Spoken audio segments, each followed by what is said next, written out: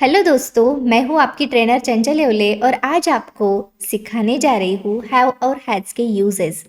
देखो, जब भी हम हैव हैज़ के यूजेस सीखते हैं, हमने टेंस कैटेगरी में इसके यूजेस देखे एज ए हेल्पिंग वर्ब्स। लेकिन आज हम जो पढ़ने वाले उसमें हमें सिंपल सेंटेंस की कैटेगरी में इसको पढ़ना है। लेकिन सिंपल सेंटेंस कैटेगरी क्या होती है, इसके यूजेस कैसे होते हैं और इसे हम सिंपल सेंटेंस क्यों बोलते हैं, ये भी हमें जानना ज़रूरी है।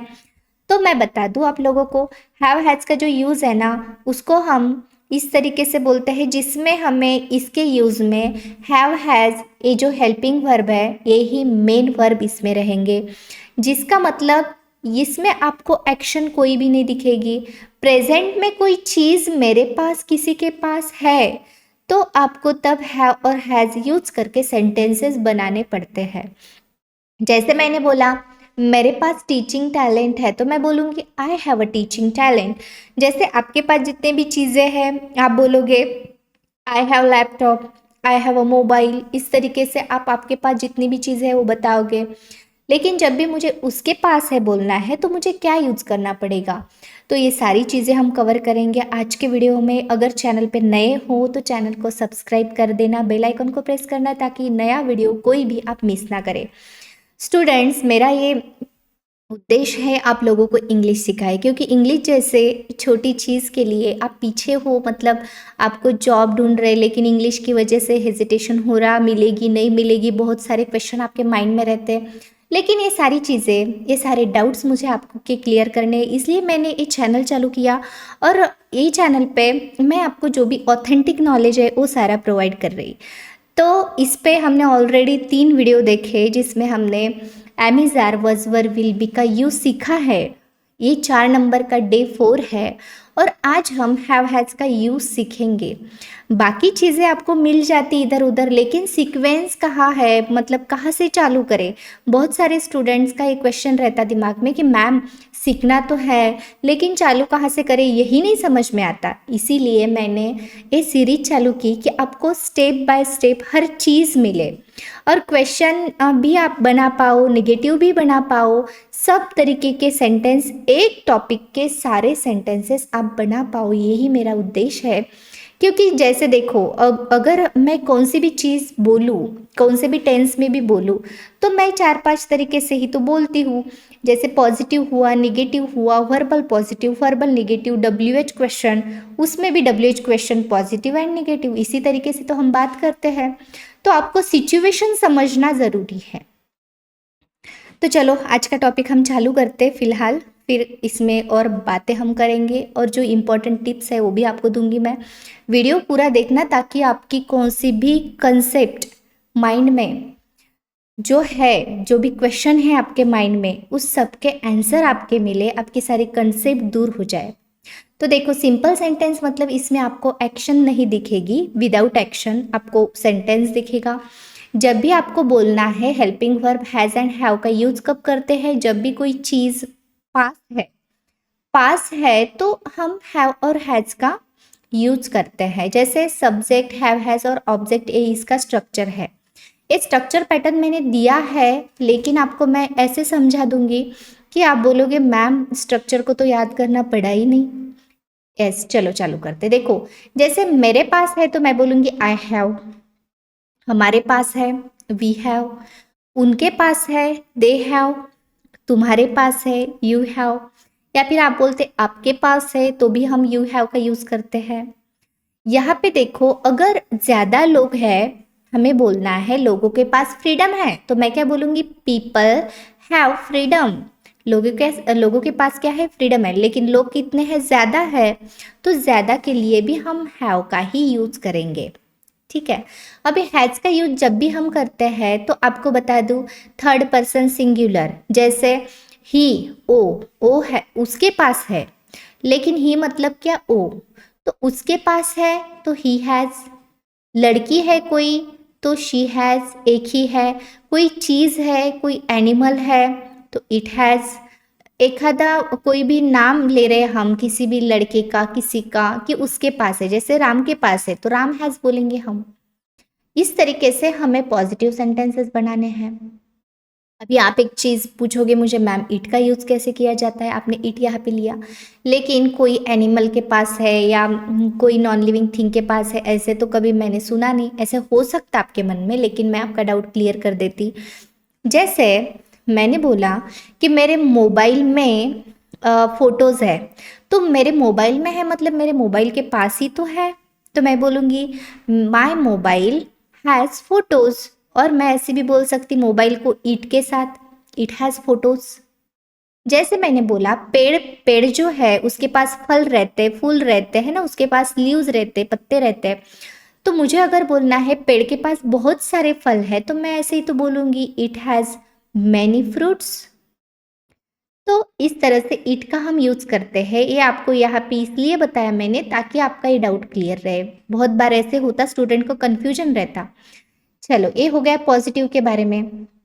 लेकिन नेगेटिव के बारे में भी आपको बता दूं कि हम नेगेटिव करते टाइम आई के बाद डू नॉट का यूज़ करते हैं, वी, दे, यू, और ज़्यादा भी हुए ना तो भी हम डू नॉट का यूज़ करते हैं। लेकिन थर्ड पर्सन सिंगुलर मतलब तीसरा व्यक्ति जो भी एक है उसके बाद हम डज नॉट का यूज़ करते हैं। ये चार्ट बहुत इंपॉर्टेंट रहता है, मैं हर बार बताती आपको कि आप पेन लेके बैठ जाइए ताकि आपको क्या हो सके, आपको ये आइडिया आ सके कि हमें प्रैक्टिस क्या करनी है, कौन सी इंपॉर्टेंट पॉइंट है, वो किस पे हमें ध्यान देना पड़ेगा। ये सारी चीज़ आप नोट करके रखो। ये चार्ट बहुत इंपॉर्टेंट है क्योंकि इसमें ही पॉजिटिव सीख है, इसमें ही निगेटिव सीख है, और आप इसमें ही क्वेश्चन सीख सकते। कैसे वो भी बता देती आपको, अगर आपकी इच्छा है तो। अगर इसके पहले मैंने डू लिया तो हमारा क्वेश्चन हो गया डू आई हैव, मेरे पास है क्या, डू वी हैव, हमारे पास है क्या, डू दे हैव, उनके पास है क्या, डू यू हैव, तेरे पास है क्या। इसी तरह से तो हमें प्रैक्टिस करनी पड़ती। तो चलो अभी हम चालू करते क्वेश्चन हमारे सेंटेंसेस मेकिंग।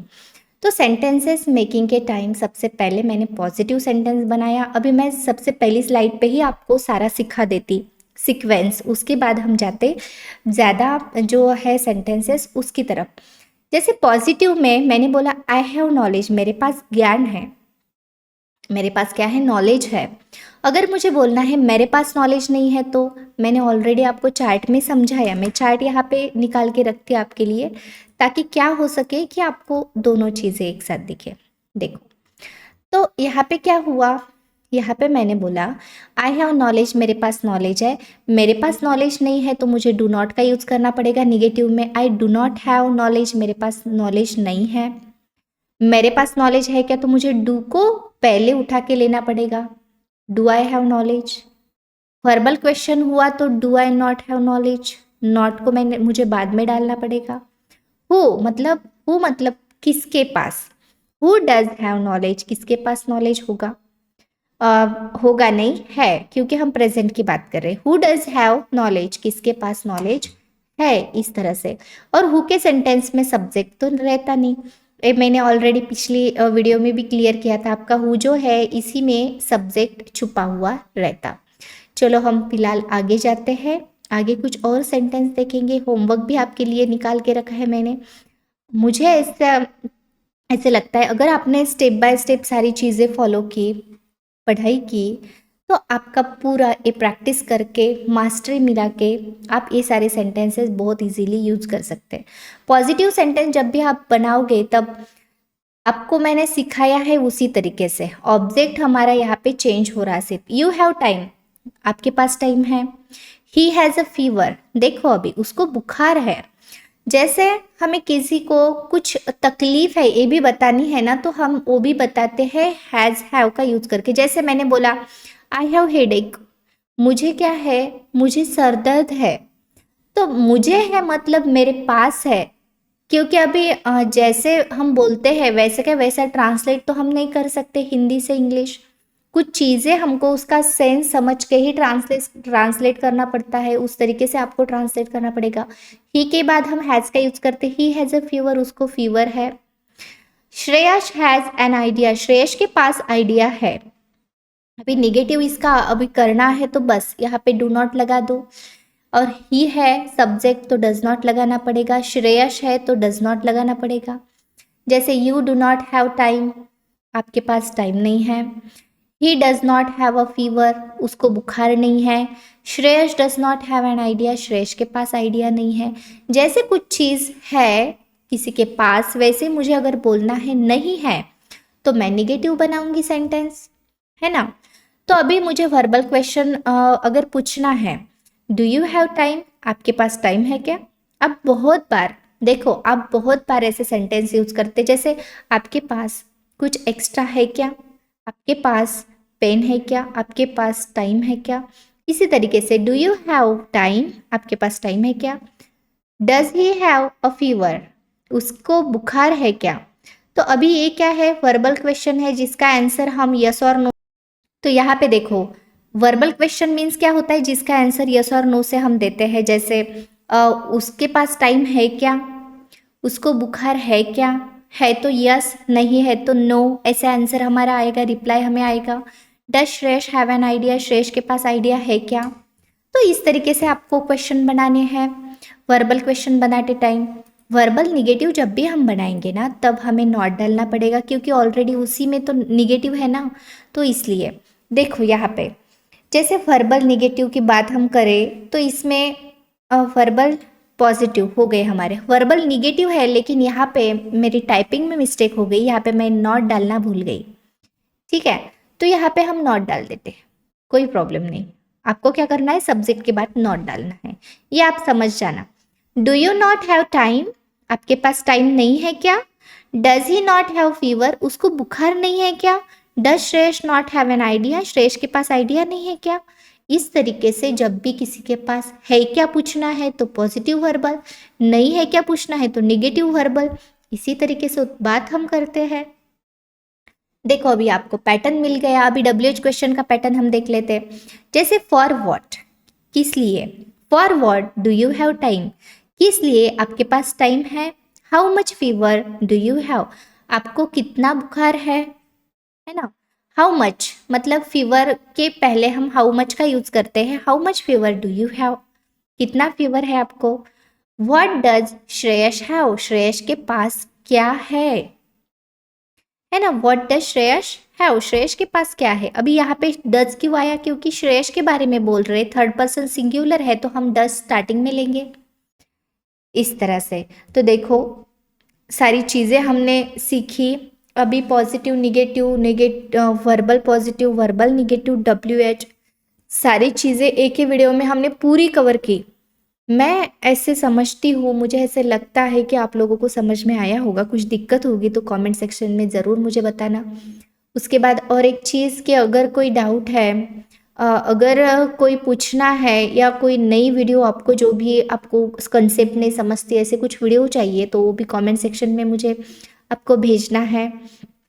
इसी सब पैटर्न के साथ हम बोलते हैं, इसके अलावा अदर चीज़ों में हम नहीं बोलते। अगर आपने पैटर्न का विचार किया कि हैव हैज़ अगर है तो इसके बारे में डिटेल हमने पूरा सीखा एक ही वीडियो में, बहुत सारी चीज़ें। सिर्फ आपको प्रैक्टिस करनी है, पैटर्न वही रहेगा, ऑब्जेक्ट चेंज हो जाएगा बस। अभी फ़िलहाल यहाँ पे हम रुकते हैं, लेकिन आपका होमवर्क रह गया है, चलो होमवर्क देख लेते, उसके बाद मैं आपकी रज़ा ले लूँगी।